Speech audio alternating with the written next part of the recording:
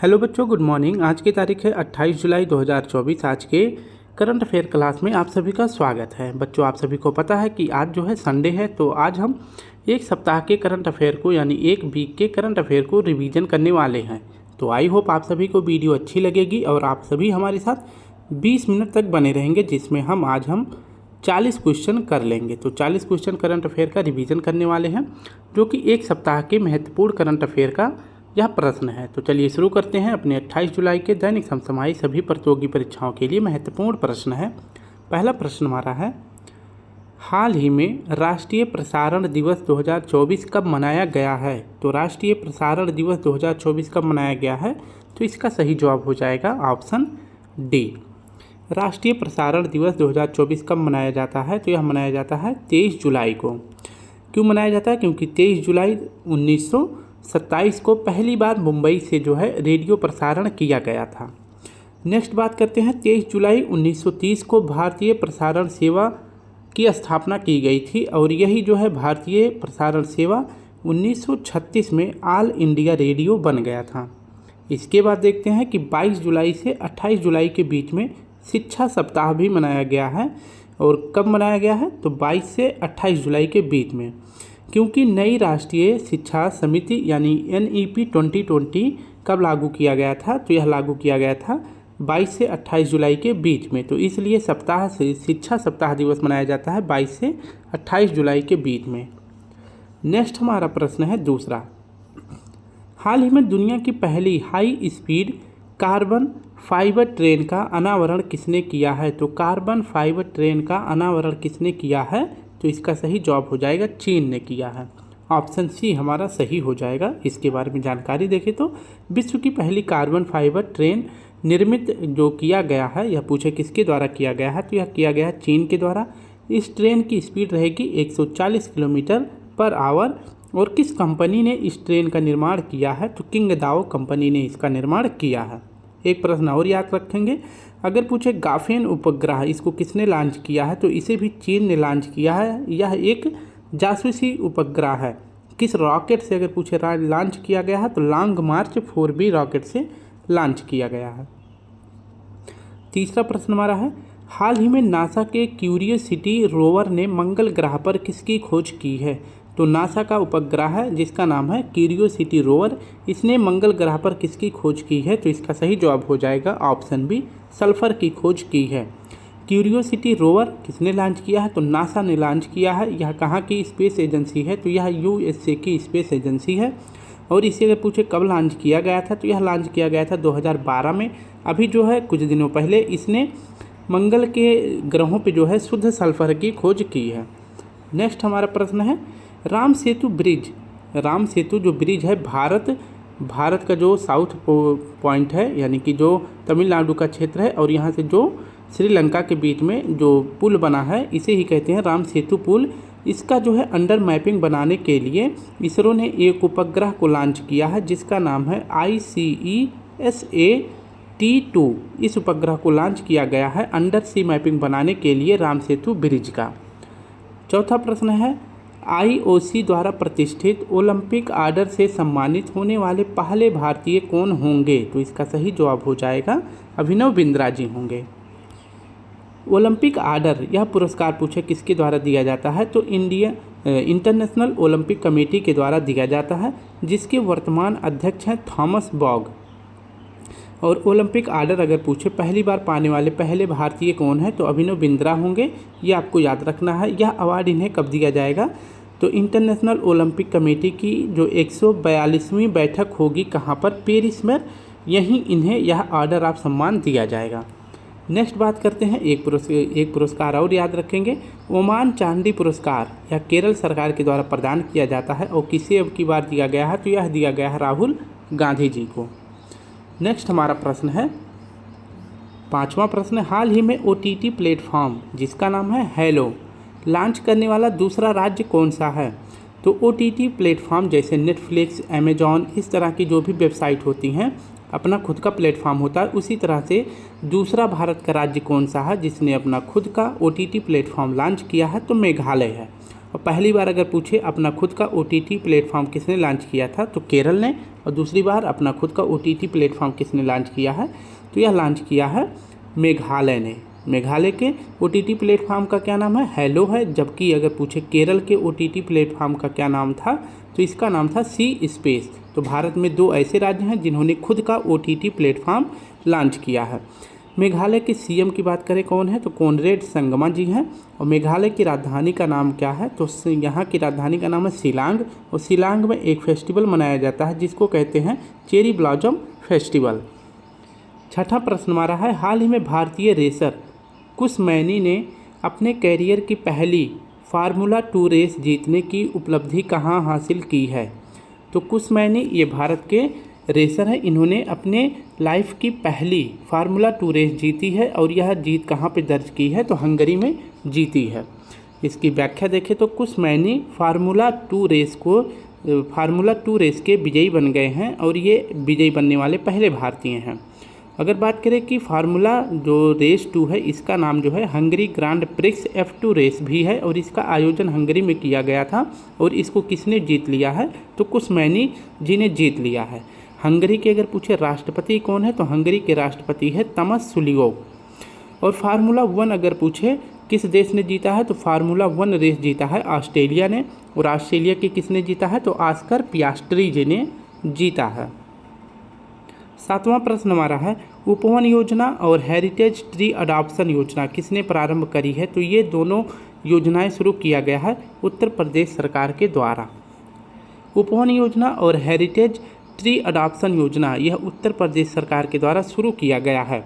कुछ दिनों पहले एक और योजना शुरू की गई थी, मित्र वन योजना। यह भी जो है शुरू की गई थी उत्तर प्रदेश सरकार के द्वारा। और मित्र वन योजना जो है, जो उत्तर प्रदेश के किनारे किनारे, जो फिर ये किनारे किनारे साइड में जो ज़िले हैं, यहाँ पे जो है वृक्षारोपण करना था। और बाकी जो है उपवन योजना और हेरिटेज ट्री अडॉप्शन योजना के तहत पूरे उत्तर प्रदेश में जो है वृक्षारोपण किया जाएगा। ठीक है। अगर बात करते हैं उत्तर प्रदेश के राज्यपाल कौन है, आनंदीबेन पटेल हैं। जबकि CM कौन है, तो आदित्यनाथ योगी जी हैं। श्रमिक बसेरा योजना, ये भी इम्पॉर्टेंट क्वेश्चन है। श्रमिक बसेरा योजना अगर पूछे किस राज्य में शुरू किया गया है, तो यह गुजरात में शुरू किया गया है। 5 रुपये दिन का खर्च करने के बाद जो भी श्रमिक गुजरात में जाते हैं वो वहाँ पे रैन बसेरा में जो है रातें बिता सकते हैं। 8वां प्रश्न हमारा है, हाल ही में 6G शास्त्रीय और क्वांटम संचार उत्कृष्टता केंद्र का उद्घाटन कहाँ हुआ है, तो 6G शास्त्रीय और क्वांटम संचार का उत्कृष्टता केंद्र का उद्घाटन किया गया है चेन्नई में। इसकी व्याख्या देखें तो 6G शास्त्रीय और क्वांटम संचार उत्कृष्टता केंद्र का अगर पूछे उद्घाटन कहाँ किया गया है, तो चेन्नई में IIT मद्रास के द्वारा। इस नेक्स्ट प्रश्न ये हमारा है, इसको भी याद रखेंगे। टैक्स नेट 2.0 परियोजना अगर पूछे किसके द्वारा शुरू किया गया है, तो यह शुरू किया गया है भारतीय एयरटेल के द्वारा। ठीक है। क्यों शुरू किया गया, क्योंकि इंटरनेट को अच्छी तरह से बेहतरी से लागू करने के लिए शुरू किया गया है। और कहाँ पे किया गया है, तो CBDT यानी कि सेंट्रल बोर्ड का डायरेक्टर टैक्स की ऑफिस में यह शुरू किया गया है। नेक्स्ट हमारा है, हाल ही में पेरिस ओलंपिक 2024 के बाद संन्यास लेने की घोषणा करने वाले PR श्रीजेश का संबंध किस खेल से है, तो ये हॉकी के प्लेयर हैं। इसकी व्याख्या में देखते हैं। PR श्रीजेश ये भारत के सबसे महानतम गोलकीपर रहे हैं हॉकी के। और ये पेरिस ओलंपिक जो 33वें क्रम का पेरिस में हो रहा है, ये खेलने के बाद ये जो है संन्यास ले लेंगे। इन्होंने टोटल 328 मैच खेले हैं। हाल ही में वित्त मंत्री निर्मला सीतारमण जी द्वारा प्रस्तुत बजट 2024-25 में कितनी आय को कर मुक्त कर दिया गया है, तो पहले था 2.5 लाख रुपये, लेकिन अब जो 2024-25 में 2.5 लाख से बढ़ाकर 3 लाख रुपए को जो है कर मुक्त कर दिया गया है। अगर पूछे कि जो वार्षिक वित्तीय विवरण है जिसे बजट कहते हैं, बजट का अगर पूछे उल्लेख जो है किस अनुच्छेद में है, तो 112 में है।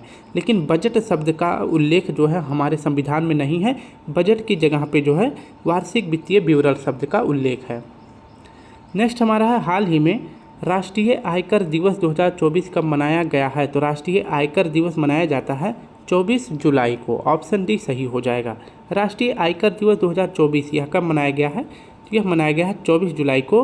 और 2024 में इसकी जो है 165वीं वर्षगांठ मनाई गई है। यह जो है अगर पूछे किस प्रकार का इस पर जो है कर लगाया जाता है, तो यह प्रत्यक्ष कर है। इस पर जो है प्रत्यक्ष कर लगाया जाता है। राष्ट्रीय आयकर की अगर किसी के ऊपर जांच चलती है तो उस व्यक्ति के ऊपर प्रत्यक्ष कर लगाया जाता है, यानी कि उसी व्यक्ति से जो है कर वसूला जाएगा, ना कि उसके बेटे से। और यह कर पूछे कौन लगाता है, तो CBDT यानी central board for direct tax के द्वारा यह प्रत्यक्ष कर लगाया जाता है, जिसके अगर पूछे वर्तमान अध्यक्ष कौन बनाए गए हैं, तो रवि अग्रवाल जी बनाए गए हैं। 12वां प्रश्न है, हाल ही में जलवायु वित्त कार्य निधि की घोषणा किसने करी है, तो जलवायु वित्त कार्य निधि की घोषणा किया गया है अजरबैजान के द्वारा। CFAF climate financial action fund, इसे हिंदी में कहते हैं जलवायु वित्त कार्य निधि, इसको कहाँ लॉन्च किया गया है, तो इसे लॉन्च किया गया है अजरबैजान में। आप सभी को पता है कि अजरबैजान में जो है COP 29 का आयोजन किया जा रहा है बाकू में। बाकू जो है अजरबैजान की राजधानी है। जलवायु वित्त कार्य निधि का अगर पूछे मुख्यालय कहाँ पे है, तो इसका मुख्यालय बाकू में है। 13वां प्रश्न है, राष्ट्रीय जल जीवन मिशन ने जुलाई 2024 तक कितने ग्रामीण परिवारों को नल जल कनेक्शन प्रदान किया है, तो इसका सही जवाब हो जाएगा 2024 तक 15 करोड़ ग्रामीण परिवारों को नल जल कनेक्शन उपलब्ध करा दिया गया है। अगर पूछे किस मंत्रालय के द्वारा, तो जल शक्ति मंत्रालय के द्वारा यह कार्य किया गया है। और अगर पूछे जल शक्ति के मंत्री कौन है, तो CR पाटिल जी हैं। और जल जीवन मिशन योजना अगर पूछे PM मोदी जी के द्वारा कब शुरू किया गया था, तो 2019 में शुरू किया गया था। और 2024 तक जो है ग्रामीण परिवारों को 15 करोड़ परिवारों को नल जल कनेक्शन उपलब्ध करा दिया गया है। 14वां प्रश्न है, हाल ही में हेनले पासपोर्ट इंडेक्स 2024 में शीर्ष स्थान किसे मिला है, तो सिंगापुर को शीर्ष स्थान मिला है। हेनले पासपोर्ट इंडेक्स, इसका मतलब होता है किस देश का पासपोर्ट कितना मजबूत है, तो इस मामले में सबसे मजबूत पासपोर्ट जो है विश्व में पहले स्थान पर है सिंगापुर का। यानी अगर सिंगापुर के पास पासपोर्ट यानी वीज़ा नहीं है, तो वो किसी भी देश में 195 देशों में वीज़ा फ्री एंट्री कर सकता है। ठीक है, तो यहाँ के जो सिंगापुर के लोग हैं वो 195 देशों में बिना वीज़ा के एंट्री कर सकते हैं। इस मामले में भारत की रैंक पूछे कितनी है, तो भारत की रैंक है 82। भारत जो है 82 है, और भारत जो है बिना वीज़ा के 58 देशों में एंट्री कर सकता है। और 58 ही 82वें क्रम पे दो और देश हैं, एक तो सेनेगल और तजाकिस्तान है। और अंतिम स्थान पूछे हेनले पासपोर्ट इंडेक्स में किसका है, तो अफगानिस्तान का है। नेक्स्ट प्रश्न हमारा है 15वां, हाल ही में दुनिया की पहली मिस एआई का ताज किसने जीता है, तो केंजा लिली ने जीता है। और केंजा लिली पूछे किस देश की AI है, तो यह है मोरक्को की, और इसने पहली बार मिस AI का खिताब जीता है।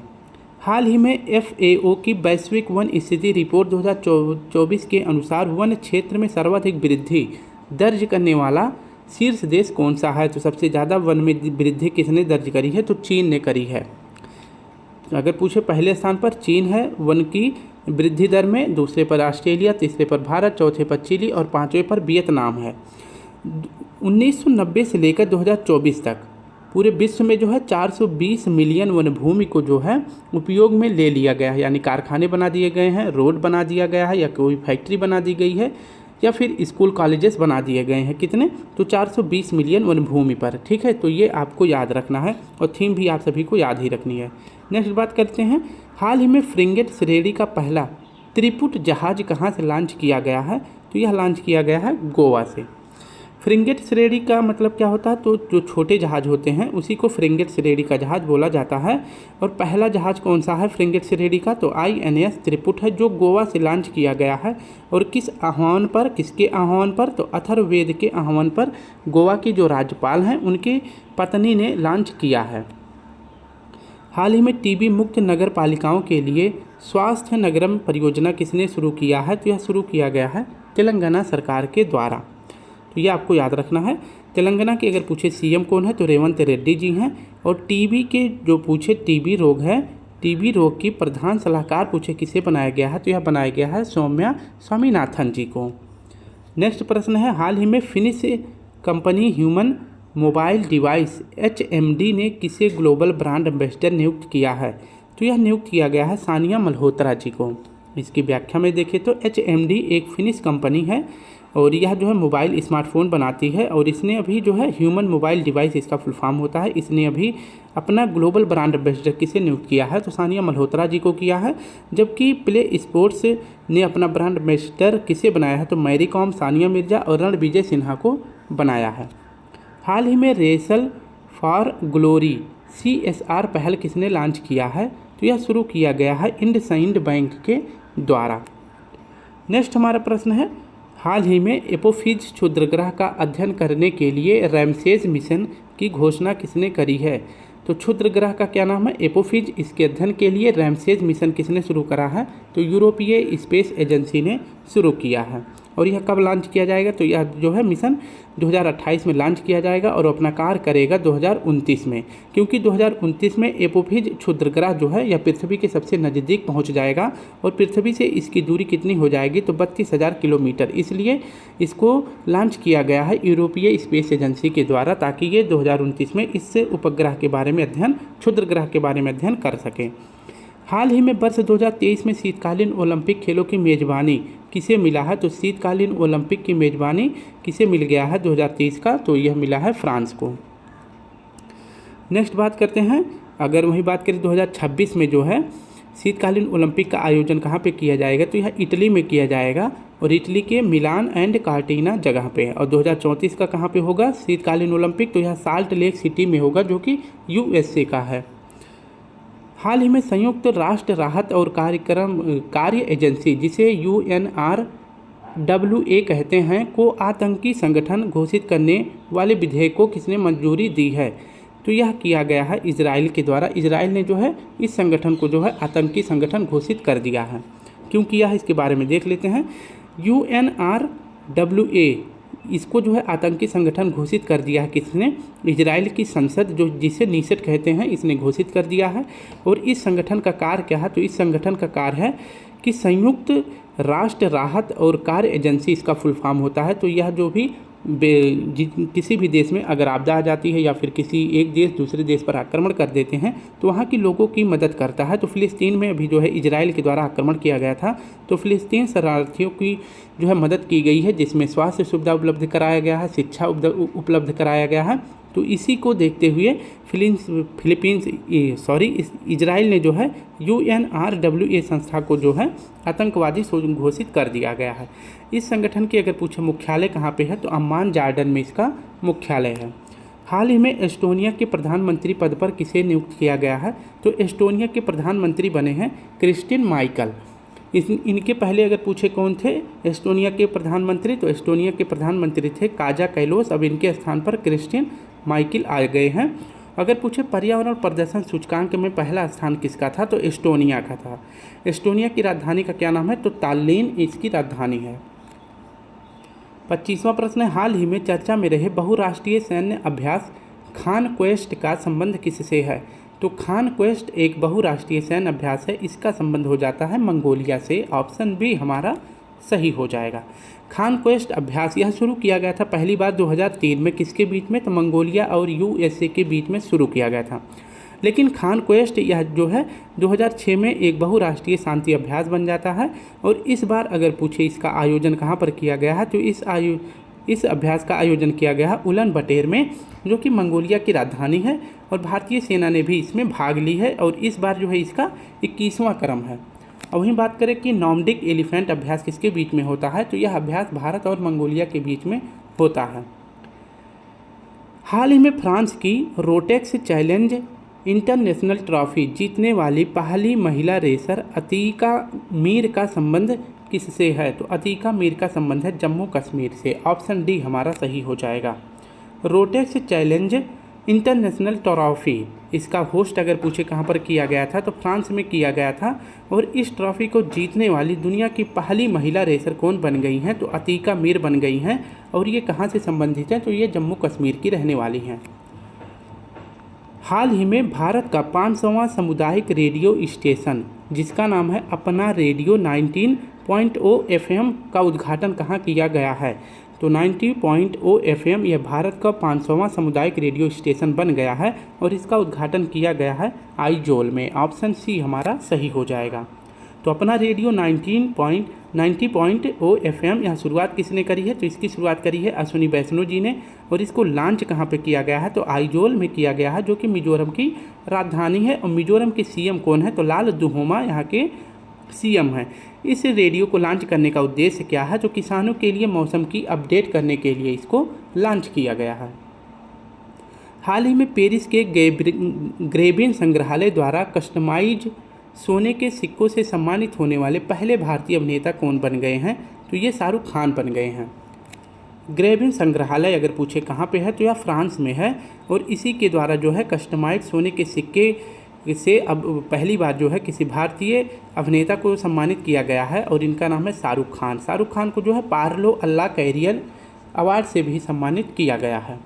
नेक्स्ट प्रश्न की बात करते हैं। हाल ही में संघ सूची के विरुद्ध किसने विदेशी सचिव पद पर नियुक्ति की है? तो ऐसा करने वाला केरल है। केरल सरकार वरिष्ठ आईएएस ऑफिसर को जो है, जिनका नाम है के वासुकी, को विदेश सचिव पद पर नियुक्त कर दिया गया है। और ऐसा क्यों किया गया है? किसी भी बात की विरोध में, या फिर केरल सरकार जो है खुद का अपना अस्तित्व दिखाना चाहती होगी, हो सकता है कोई और बात रही होगी। लेकिन अगर बात करते हैं जो संघ सूची है, संघ सूची के अंतर्गत जो है ये विदेश सचिव का पद आता है। और संघ सूची पर अगर पूछे किसी भी विषय, संघ सूची के किसी भी पद पर अगर पूछे, कानून बनाने का अधिकार सिर्फ केंद्र सरकार को है। लेकिन इसके विरुद्ध जाकर केरल सरकार ने खुद का अपना विदेश सचिव पद सृजित कर लिया है। हाल ही में राष्ट्रपति भवन के प्रतिष्ठित दरबार हॉल का नाम क्या रख दिया गया है? तो इसका नाम रख दिया गया है गणतंत्र मंडप। राष्ट्रपति भवन के 3 महत्वपूर्ण जो हॉल हैं, इनका नाम अब जो है वर्तमान में बदलकर मुगल दरबार का नाम अमृत उद्यान कर दिया गया है, दरबार हॉल का नाम बदल के गणतंत्र मंडप कर दिया गया है, अशोक हॉल का नाम बदल के अशोक मंडल कर दिया गया है। हाल ही में चर्चा में रहा इप्सिलॉन इंडी ऐप का संबंध किससे है? तो इप्सिलॉन इंडी ऐप क्या है? एक एक्सपो प्लैनेट है। इसके बारे में अध्ययन करें तो इप्सिलॉन इंडी ऐप यह क्या है? यह सबसे ठंडा एक्सपो प्लैनेट है। और इसकी खोज किसने करी है? तो नासा ने करी है। और किस टेलीस्कोप से? तो जेम्स वेब टेलीस्कोप से करी है, जो पृथ्वी से 12 प्रकाश वर्ष दूर है। अगर पूछे दूरी की सबसे बड़ी इकाई कौन सी है? तो पारसेक है। एक पारसेक बराबर कितना होता है? तो 3.26 प्रकाश वर्ष होता है। हाल ही में विश्व अंतरिक्ष पुरस्कार के लिए किसे चुना गया है? तो चंद्रयान 3 को चुना गया है। विश्व अंतरिक्ष पुरस्कार चंद्रयान 3 को प्रदान किया गया है। क्यों प्रदान किया गया है? क्योंकि चंद्रयान 3 के द्वारा चांद के दक्षिणी ध्रुव पर सॉफ्ट लैंडिंग करी गई थी। यह अवार्ड कब दिया जाएगा? तो अक्टूबर 2024 में दिया जाएगा। मिलान इटली में दिया जाएगा, जहां पर अंतरिक्ष सम्मेलन का आयोजन होगा। तब यह अवार्ड प्रदान किया जाएगा। चंद्रयान 3 यानी कि इसरो को दिया जाएगा। वर्ष 2024 में क्वाड देशों का वार्षिक नेतृत्व शिखर सम्मेलन किसकी मेज़बानी में होगा? तो क्वाड का जो 24वें क्रम का शिखर सम्मेलन होगा वह कहाँ पर होगा? तो अपने भारत में होगा। क्वाड में 4 देश शामिल हैं। यूएसए, भारत, ऑस्ट्रेलिया, जापान इसमें शामिल हैं। और इन 4 देशों का जो अभ्यास एक साथ होता है उसे मालाबार अभ्यास कहते हैं। और 2023 में अगर पूछे क्वाड का सम्मेलन कहाँ पे हुआ था? तो जापान हिरोशिमा में हुआ था। और 2024 में कहाँ पे होगा? तो यह अपने भारत में होगा। हाल ही में सुप्रीम कोर्ट ने किस पर कर लगाने का राज्य को विधायी अधिकार दे दिया है? तो सुप्रीम कोर्ट ने किस सूची पर अगर पूछे किस पर जो है विधायी अधिकार दे दिया है? तो यह दे दिया गया खनिज और खनिज युक्त भूमि पर अब जो है विधायी अधिकार राज्य सरकार को दे दिया गया है। अभी जो है हाल ही में सुप्रीम कोर्ट के 9 न्यायाधीशों की एक पीठ बैठी थी। और जहाँ पे 5 से अधिक अगर न्यायाधीशों की पीठ बैठ जाती है तो उसे संवैधानिक पीठ कहते हैं। और इसकी अध्यक्षता पूछे किसने करी थी? तो CJI मतलब मुख्य क्या बोलते हैं न्यायाधीश अगर भारत के पूछे कौन है? तो DY चंद्रचूड़ साहब हैं। और यहाँ पे जो है 9 न्यायाधीशों में जो है 8-1 से फैसला आया है। और इसके पक्ष में अगर पूछे एक न्यायाधीश थे जिनका नाम है PV नगरत्ना जी। ठीक है, इन्होंने खनिजों और खनिज युक्त भूमि पर कानून बनाने का अधिकार जो है राज्य सरकार को दे दिया था। पहले किसका अधिकार था? केंद्र सरकार का। अपवाद है, अगर किसी राज्य के क्षेत्र में अगर तेल और पेट्रोलियम की प्राप्ति होती है तो उस पर जो है कानून कौन बनाएगा? तो उस पर कानून जो है सेंट्रल गवर्नमेंट बनाने वाली है, ये आपको याद रखना है। लेकिन अगर खनिज प्राप्त होता है तो उस पर राज्य सरकार बनाएगी। हाल ही में कारगिल विजय दिवस 2024 में 25वीं वर्षगांठ रजत जयंती मनाई गई है। अगर पूछे कारगिल विजय दिवस कब मनाया जाता है तो यह 26 जुलाई को मनाया जाता है। कारगिल विजय दिवस कब मनाया जाता है तो 26 जुलाई को मनाया जाता है। और 2024 में इसकी 25वीं वर्षगांठ है। कारगिल स्थान लद्दाख में है। और कारगिल विजय दिवस पहली बार कब मनाया गया था तो 26 जुलाई 1999 को ऑपरेशन विजय शुरू किया गया था और कारगिल से पाकिस्तानी सेना को भगा दिया गया था। और कारगिल में ही ऑपरेशन सफ़ेद सागर भी शुरू किया गया है। किसके द्वारा? वायुसेना के द्वारा शुरू किया गया है। कारगिल विजय अब की बार जो है 26 जुलाई को मोदी जी कहाँ पर गए थे मनाने के लिए तो कारगिल गए थे और इन्होंने कारगिल में ही एक सुरंग के उद्घाटन करी है जिसका नाम है सिंकुल्ला सुरंग। और इस सुरंग की लंबाई टोटल कितनी है तो 4.1 किलोमीटर है जो लेह से कारगिल को जोड़ने वाली है। नेक्स्ट हमारा प्रश्न है, हाल ही में भुगतान ऐप जिसका नाम है बॉम्बी पे और MDG नेक्स्ट का अनावरण किसने किया है तो यह दोनों ऐप शुरू किया गया है बैंक ऑफ बड़ौदा के द्वारा।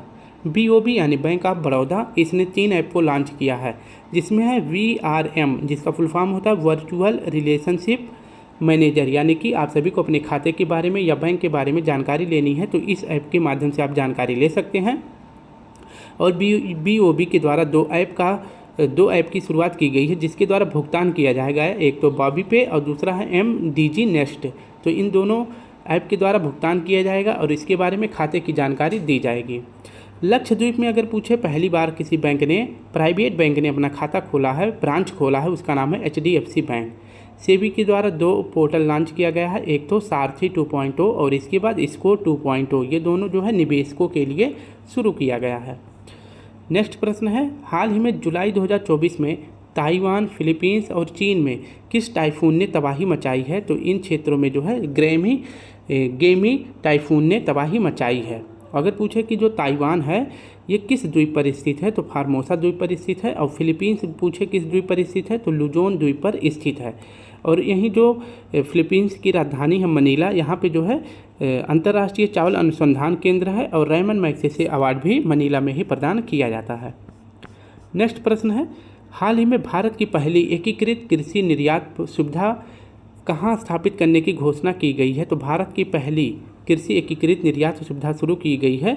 ऑप्शन डी, जवाहरलाल नेहरू बंदरगाह से पहली बार यह शुरू किया गया है। एकीकृत कृषि निर्यात सुविधा अगर पूछे यह भारत में पहली बार शुरू किया गया है और कहाँ से शुरू किया गया है तो जवाहरलाल नेहरू बंदरगाह मुंबई से शुरू किया गया है।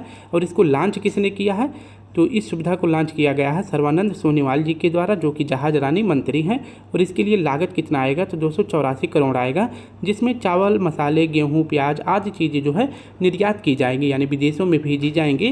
किस पोर्ट से तो जवाहरलाल नेहरू बंदरगाह पोर्ट से भेजा जाएगा। ठीक है, नेक्स्ट बात करते हैं कांडला बंदरगाह जिसका नया नाम दीनदयाल उपाध्याय रख दिया गया है, गुजरात में है। मंगलोर बंदरगाह कर्नाटक में है। बिजिंघम अगर पूछे बंदरगाह कहाँ पे है तो यह केरल में है। हाल ही में 33वें ओलंपिक खेलों के ऐतिहासिक उद्घाटन समारोह का आयोजन कहाँ हुआ है तो यह पेरिस में हुआ है, इसे आप याद रखेंगे। 33वें क्रम का ओलंपिक पूछे कहाँ पे हो रहा है तो पेरिस फ्रांस में इसका आयोजन हो रहा है। यह 26 जुलाई से 11 अगस्त के बीच में चलने वाला है। इससे 33वें ओलंपिक में भारत के जो है 100 खिलाड़ी गए हैं जो कि 16 खेलों से संबंधित हैं। इसमें सबसे युवा कौन है, धनधी देशसिंधु हैं। और सबसे बुजुर्ग प्लेयर पूछे कौन है तो रोहन बोपन्ना जी हैं। हाल ही में सांस्कृतिक श्रेणी में भारत का 43वां यूनेस्को विश्व धरोहर स्थल कौन सा बना है तो मोइदम बना है। मोइदम कहाँ पे है तो यह असम में है। तो 46वें क्रम की अगर पूछे यूनेस्को की विश्व धरोहर बैठक कहाँ पे हो रही है तो यह अपने भारत में हो रहा है, याद रखेंगे। और यहीं पर जो है भारत की 43वें विश्व धरोहर मोइदम को घोषित किया गया है जो कि असम का है। ठीक है, मोइदम क्या है तो यह अहोम साम्राज्य के जो भी राजवंश होते थे जब इनकी मृत्यु हो जाती थी तो इनको जो है दफनाने का जो कब्रगाह होता है उसी को मोइदम कहा जाता है, जिसे 43वां विश्व धरोहर घोषित कर दिया गया है। तो स्टूडेंट इस प्रकार से हमने अपने 40 क्वेश्चन व्याख्या के साथ सॉल्व कर लिया है। आई होप आप सभी को वीडियो अच्छी लगी होगी। अगर अच्छी लगी तो प्लीज़ लाइक शेयर कमेंट जरूर करें। कल फिर मिलते हैं, तब तक के लिए आप सभी को प्यारा सा जय हिंद जय भारत। स्टूडेंट आप सभी को एक इन्फॉर्मेशन देना चाहेंगे, शाम को 5 बजे जो भी राष्ट्रीय या फिर अंतर्राष्ट्रीय या फिर कहें तो अंतर्राष्ट्रीय जो भी नियुक्तियाँ हुई हैं इन सभी महत्वपूर्ण पदों पर अगर पूछे जो व्यक्ति नियुक्त किए गए हैं उनके बारे में 15 मिनट की एक छोटी सी वीडियो आएगी, जिसमें आप सभी को 40 से अधिक जो महत्वपूर्ण नियुक्तियां हुई हैं उनको हम पढ़ने वाले हैं। ठीक है, कितने मिनट में?